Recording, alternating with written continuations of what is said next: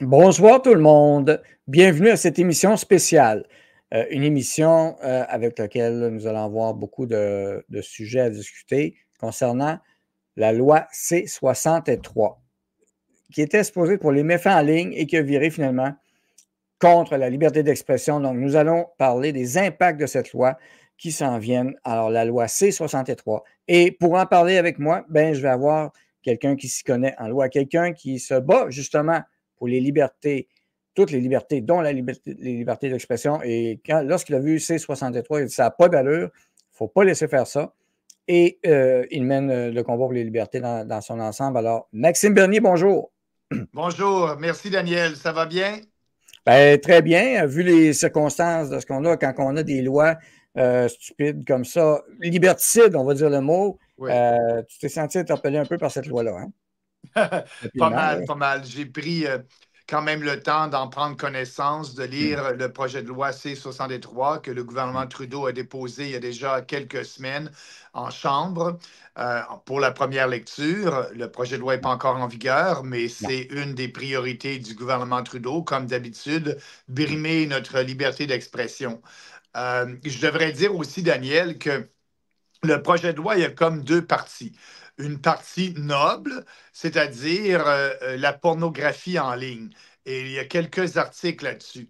Et ça, c'est dans l'intention, par exemple, il y a souvent des mineurs qui envoient des photos à leurs copains ou à leurs blondes et on voit des parties de leur corps.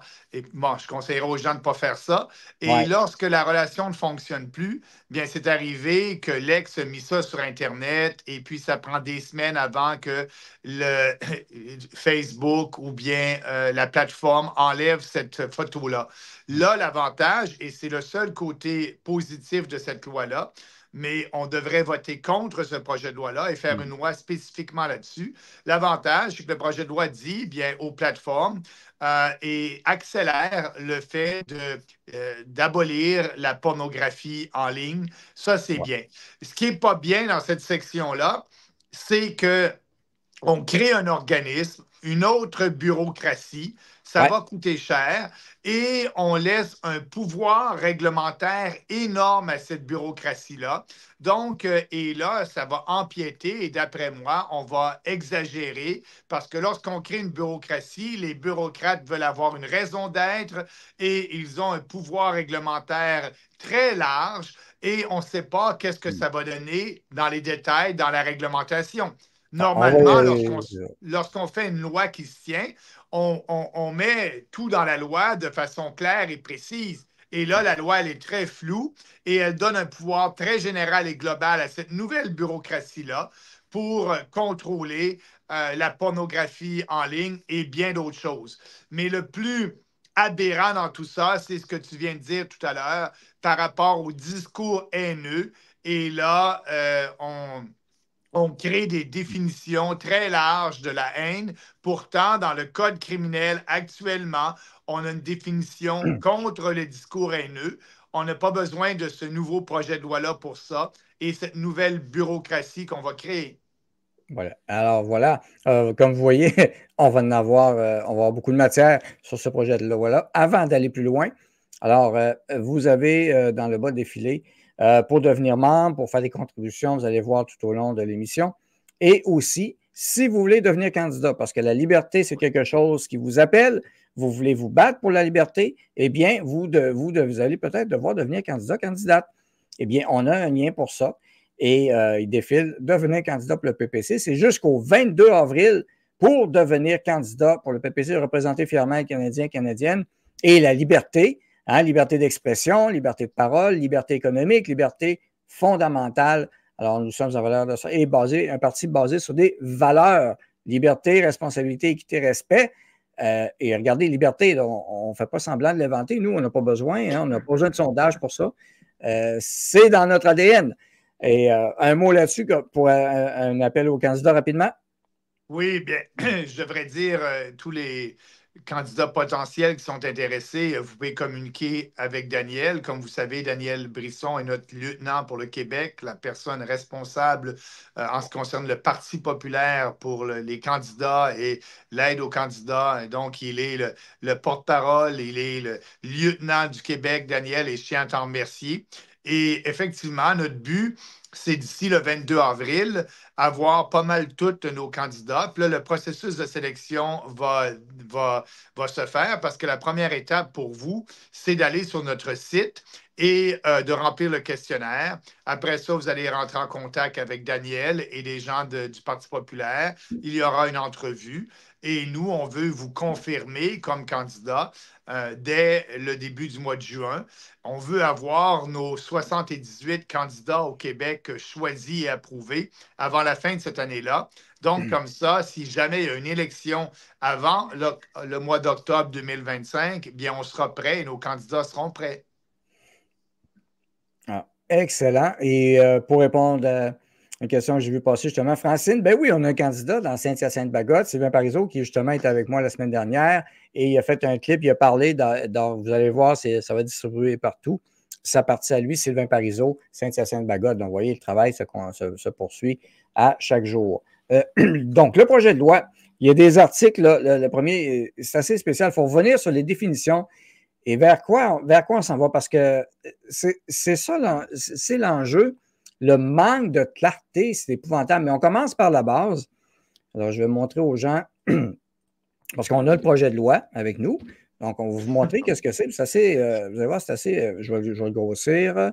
Voilà. Alors, ça fait peur quand on lit ça. Je ne comprends même pas que ça ait passé. Crainte d'une infraction. On commence par ça ici. Bon.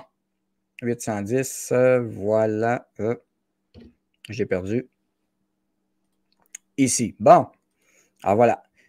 Crainte d'une infraction de propagande. Crainte d'une infraction de propagande haineuse d'un crime haineux. Quiconque a des motifs raisonnables de craindre. Bon. Qu'une personne commette l'une des infractions ci-après peut, avec le consentement du procureur général, déposer une dénonciation devant. Ah, j'ai perdu, excusez-moi. On va y revenir. Devant un juge d'une cour provinciale, une infraction prévue à l'article 318 ou à un paragraphe et une infraction prévue à 320 001. Ça, on commence juste par ça, la base ici. Crainte d'une infraction de propagande haineuse, juste ce point-là, en partant. Bien, premièrement, Daniel, ça ne s'est jamais vu, là. Normalement, quelqu'un fait une plainte lorsque quelqu'un fait une infraction. Et là, c'est la crainte. Autrement dit, n'importe quel citoyen qui n'aime pas vos idées politiques et que vous dites quelque chose contre un candidat ou quoi que ce soit, et que pour cette personne-là, c'est de la haine, eh bien là, la personne peut faire une plainte. Il y aura une enquête contre vous. Et vous allez voir plus tard dans les articles, si vous êtes condamné, vous allez être susceptible d'un emprisonnement à vie. Et ça, je n'exagère pas, là. D'un emprisonnement à vie. Normalement, dans les lois, le maximum, lorsque vous faites une infraction, que vous ne respectez pas une législation, habituellement, c'est un maximum de 5 ans d'emprisonnement. Mais en ce qui concerne ce projet de loi-là, on met un emprisonnement à vie pour finalement le crime de penser. Parce que si notre voisin pense qu'on va faire un crime haineux, bien, il pense, il rentre dans notre tête et il se dit, bien, cette personne-là est dangereuse parce qu'elle va faire un crime haineux et la définition de crime haineux est très large, encore une fois. Ça peut englober n'importe quoi. Je pense, Daniel, sans blague, je suis le premier visé parce que je parle contre Justin Trudeau. Oui, j'ai de la haine contre Justin Trudeau. Je pense que c'est un mauvais premier ministre et j'en parle de ses politiques, mais j'aime pas la personne et surtout le politicien. Mais un de mes ennemis politiques peut peut-être faire une plainte. Et donc, M. Bernier, par rapport à ce qu'il dit à Justin Trudeau, je pense qu'il va peut-être aller plus loin et commettre un crime haineux. Donc, il faut enquêter Maxime Bernier. Et à ce moment-là, après ça, il faut que je me défende, que je dépense des sous pour me défendre devant un tribunal sur un crime que je n'ai pas fait. Vous voyez le ridicule? Et Daniel, il faut le dire, ce projet de loi-là, là, c'est très dommage qu'on n'en parle pas beaucoup au Canada, en français, au Québec. Il y a très peu de commentateurs politiques qui en parlent, mais ça fait le tour du monde. Aux Oui. États-Unis, en Angleterre, on parle de ce projet de loi-là que Trudeau a déposé et on dit que c'est un gouvernement autoritaire qui va brimer la liberté individuelle. Moi, j'ai le droit de dire qu'est-ce que je veux et peut-être que j'ai le droit d'insulter quelqu'un, pas à cause que vous n'aimez pas ce que je dis, que c'est un crime haineux. Mais selon Trudeau, ça peut devenir un crime haineux. Et là, lorsqu'on brime la liberté d'expression, bien, on n'est plus dans une démocratie. Et c'est ça, là. Ce Hmm. projet de loi-là n'a aucun bon sens. Je ne sais pas si tu as l'article par rapport qui dit que on peut aller jusqu'à un emprisonnement à Oui, perpétuité. absolument. On va montrer ça. Et pour répondre à une question, Taïma Wakanda, question. Quand un premier ministre accuse de raciste, de xénophobe, d'extrême droite la population qui utilise son droit de manifester, c'est un discours haineux envers des citoyens. Et ça c'est haineux, effectivement. Et là, Absolument. Et on pourrait emmener Trudeau devant son propre tribunal, mais, mais je ne ferai pas ça hmm, parce que je respecte bien la liberté d'expression, mais oui, Trudeau nous a bafoué nos droits et libertés durant la COVID et veut le faire encore avec ce projet de loi-là. C'est un projet de loi qu'on peut utiliser pour censurer le discours sur les réseaux sociaux et le discours dans la vraie vie. Donc, cette bureaucratie-là qu'on va créer, cette nouvelle bureaucratie-là, bien, elle va enquêter sur ce qui se passe sur les médias sociaux, etc. Et je peux vous dire que les médias indépendants qui sont sur les réseaux sociaux, oui, ils se disent que, bon, on les vise peut-être avec ce projet de loi-là, là.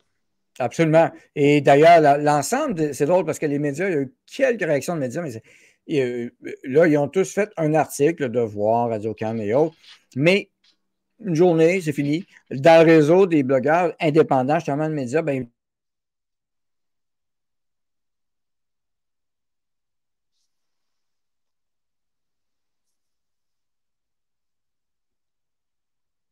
Oui, Daniel? Oui, alors, Daniel, oui, je t'avais perdu. hey,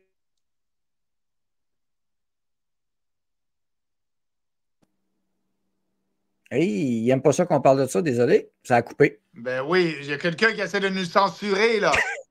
C'est de la conspiration, ça n'arrive jamais quand on parle de sujets chauds, voyons donc.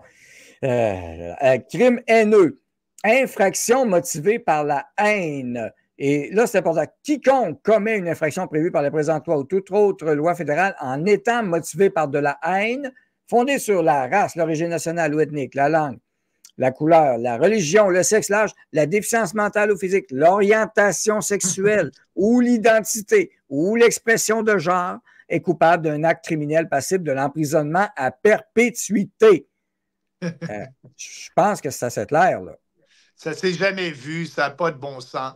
Euh, J'espère bien que ce projet de loi-là ne passera pas. S'il passe à la Chambre des communes avec l'appui du NPD et du Bloc québécois, il faut le dire, parce que, Daniel, le Parti libéral du Canada peut rester au pouvoir, Justin Trudeau peut rester au pouvoir grâce au Bloc québécois. Et donc, si le Bloc québécois appuie ça, le projet de loi va passer. Et là, bien, la liberté d'expression va être entre les mains de nos sénateurs parce que les sénateurs peuvent modifier le projet de loi et j'espère bien qu'ils vont jouer leur rôle de sage, entre guillemets, au Sénat. Mais on va voir qu'est-ce qui va arriver. Mais ce projet de loi-là est une priorité pour M. Trudeau dans cette session parlementaire. Et le fait que les médias québécois n'en parlent pas beaucoup, c'est un peu décevant parce qu'il faut en parler, il faut que la population le sache, il faut que la population se lève, il faut que les gens écrivent à leurs députés et disent ça n'a pas de bon sens, vous ne devez pas voter pour ça. Il faut absolument commencer la bataille pour s'assurer qu'on va préserver notre liberté d'expression. Tu l'as bien écrit au début, la liberté d'expression en danger. Effectivement, c'est le cas avec ce projet de loi-là. Oui, et on a parlé de plusieurs choses. Le contenu préjudiciable, comme tu as dit, c'était pour protéger au début la pédophilie, les enfants des pédophiles sur Internet. Et là, ça a dévié totalement. Et on a ici, tu as parlé d'un comité, une commission fédérale de la sécurité numérique. Alors, met fin en ligne. Et là, on va créer un groupe. Ça, c'est le beau, comme tu as parlé, un groupe de fonctionnaires qui vont se faire un comité, le comité de la vérité, on va l'appeler de même, là, carrément. Là. Ah, absolument, absolument. Et on va regarder tout ce qui se passe en ligne pour essayer de contrôler le discours. On le sait déjà, Daniel, qu'on est, en anglais, le terme est shadow ban, qu'on est mis à l'ombre par les Facebook et Twitter parce que à cause de nos propos politiques où on est contre l'establishment politique et on dit les vraies choses en ce qui concerne le COVID-19 ou en ce qui concerne les supposés changements climatiques et l'hystérie climatique ou supposée urgence climatique qui n'existe pas. Donc, c'est, j'allais dire, Facebook et Twitter nous met à l'ombre. Ils ne veulent pas que notre propos soit étendu et qu'on puisse rejoindre plus de personnes. Il y a déjà de la censure qui se fait présentement en ligne. Et là, bien, le gouvernement va emmener sa propre unité de censure avec cette nouvelle bureaucratie-là. Oui, alors ça sent 1984, comme on voyait, un monde dystopique carrément. Et dans les questions, quelqu'un pose une question, est-ce que ça pourrait être rétroactif, sachant que tout ça, est-ce que ça pourrait être rétroactif? Pour l'instant, je ne pense pas. Non, non, ce n'est pas. Il n'y a pas d'article dans le projet de loi. Habituellement, lorsqu'on veut qu'une loi soit rétroactive, on écrit un article, mais il n'y a pas d'article qui permet sa rétroactivité. Bon, c'est une bonne nouvelle, mais ce projet de loi-là ne doit pas être en vigueur. Et là, on est en première lecture et je peux dire aux gens qu'on va suivre ça de près. Et moi, je vais continuer d'en parler pour informer le plus de gens possible. Mais il faut écrire à nos députés, envoyer un courriel à notre député pour lui dire qu'est-ce qu'on en pense. Donc, il ne devrait pas voter parce que les députés sont là pour représenter la population et représenter les gens de leur comté. Et le Parti libéral, comme le Parti conservateur, ils ont des caucus le mercredi matin avec l'ensemble des députés. Et c'est dans ces caucus-là du mercredi matin où les députés prennent le micro et disent au premier ministre, voici, écoute, tel projet de loi, j'en ai parlé dans mon comté, ça passe pas, il faudrait changer ça, etc. Donc, si les gens n'informent pas leurs députés de leur position par rapport à ce projet de loi-là, bien, il y a moins de chances qu'on ait des changements ou que ce projet de loi-là soit pas approuvé. Les députés, normalement, s'expriment lorsqu'ils reçoivent beaucoup de courriels ou lorsqu'ils sont dans leur comté le week-end, mais c'est le temps de l'accrocher et de lui dire, écoute, le projet de loi C-63, ça n'a pas de bon sens, on n'a pas besoin de ça, ça ne devrait pas passer. Il faut se lever, il faut en parler, il ne faut pas rester silencieux par rapport à ça. Oui, et justement, envoyer des courriels poliment, hein? Alors, aux députés, aux sénateurs, et il y a des choses qui vont s'en venir. Une autre question, ou un commentaire, c'est quoi qui justifie une condamnation à vie? Pour moi, cette là, c'est une déroute totalitaire. Ça va très loin, là. Absolument, il a raison ou elle a raison, absolument, c'est ça. Et c'est pour ça que ce projet de loi-là a été, on en a parlé aux États-Unis, on en a parlé en Angleterre, dans d'autres pays, parce que si ce projet de loi-là est ici au Canada, j'imagine que peut-être l'Angleterre, la France peut-être s'en inspirer parce que c'est des gouvernements aussi qui ont brimé nos droits durant COVID-19. Et c'est des gouvernements aussi qui veulent contrôler leur population et surtout qu'est-ce qui se dit sur les médias sociaux. Donc, on en a parlé en mal de ce projet de loi-là. On l'a critiqué aux États-Unis et aussi en Angleterre parce que les gens savent bien que ce projet de loi-là peut très bien se retrouver dans un autre pays démocratique. Et Oui. là, si ce projet de loi-là passe, on peut se dire qu'on ne vit plus dans une démocratie lorsque l'État surveille notre discours sur les réseaux sociaux. Oui, le mot droit va disparaître du dictionnaire. On va avoir une charte des privilèges. Oui, bien, on l'a vu un peu, c'est un bon point. Eh bien, justement, tu as parlé d'autres États, oui. Et ce qui est drôle, ça a sorti tous un peu en même temps, hein, pendant l'hystérie COVID. Justement, loi écossaise sur les crimes haineux et l'ordre public. Les États adoptent, sont en train de le faire eux autres aussi, ils copient tout. Angleterre, France, au Canada, Québec.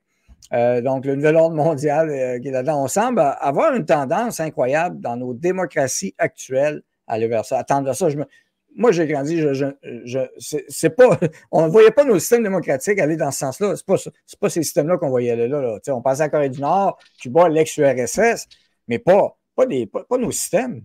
Oui, et là, c'est un peu bizarre parce que, bon, un peu comme la COVID, tous les autres pays font les mêmes, mettent en place les mêmes politiques. Et c'est pour ça que je crois bien que cette idée-là de contrôler le discours des citoyens sur Internet vient de l'ONU ou des organisations internationales qui en font la promotion. Il faut dire que le Canada est un pays souverain. On peut décider de ne pas approuver ce projet de loi-là, de ne pas le passer. L'ONU ne peut pas nous imposer, mais on s'aperçoit que l'ONU et les organismes internationaux proposent des solutions pour contrôler le discours sur les réseaux sociaux en parlant de discours haineux. Et d'autres pays s'en inspirent et vont certainement déposer des législations qui vont aller vraiment contre la liberté d'expression. On n'a pas besoin de nouvelles définitions du discours haineux. Ça existe dans le code criminel. On n'a pas besoin de cette loi-là. On n'a pas besoin d'une nouvelle bureaucratie qui va coûter des millions de dollars lorsque le Canada est cassé. On n'a pas une scène, on a un déficit énorme, une dette gigantesque. On paye actuellement la taxe d'inflation, on s'appauvrit avec l'immigration de masse, notre produit intérieur brut peut bien grossir, mais à cause qu'il y a tellement de monde, le produit intérieur brut par capita, par personne diminue. Donc, on s'appauvrit, les gens le savent. L'inflation, notre pouvoir d'achat. Et là, on veut contrôler la population sur les réseaux sociaux. Tu as dit le mot contrôler et tu as parlé de la définition haineuse, justement, parce que dans nos lois, on a déjà quelque chose contre le discours haineux. Et dans ce projet de loi-là, justement, ben, on y retouche haine, sentiment plus fort que le dédain ou l'aversion et comportant de la détestation ou de la diffamation. Ça va être dur à évaluer là, en cours, une affaire comme ça. Il va falloir qu'il se branche. Je ne sais pas comment ils vont le faire, là, mais. En disant que je déteste Trudeau, est-ce que je fais partie, je rentre dans la définition? Ça va être des juges gauchistes, des juges globalistes. Comme on a vu durant la COVID, on n'a pas pu compter sur les tribunaux pour défendre nos droits et libertés. Des juges socialistes qui n'en avaient rien à foutre de notre Charte canadienne des droits et libertés, n'ont pas voulu rendre des jugements là-dessus. Et là, bien, c'est les mêmes juges qui vont interpréter une définition extrêmement floue et large du discours haineux.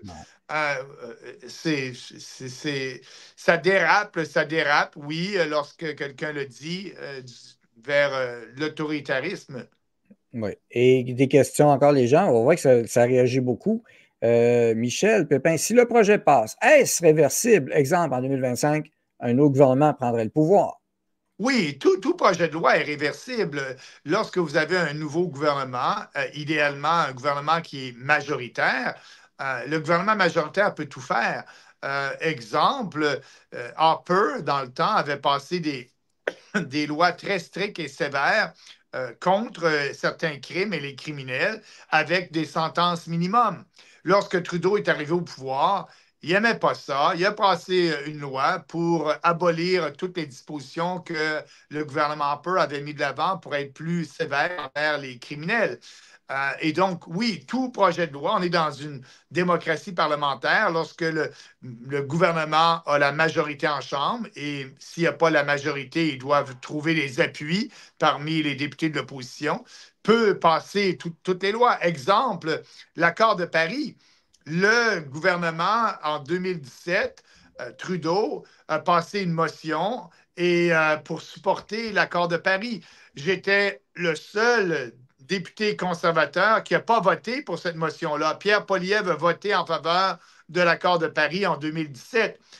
Mais là, maintenant, le Canada a des objectifs pour rencontrer les critères de l'accord de Paris, donc nous imposer des taxes, nous empêcher de voyager, que ça va faire en sorte que ça va coûter plus cher.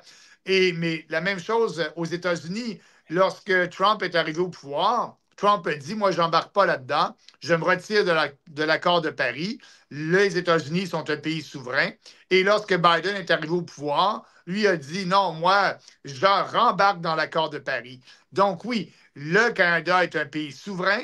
Toute législation ou même traité international qu'on aura signé, le nouveau gouvernement peut effectivement sortir de tout cela.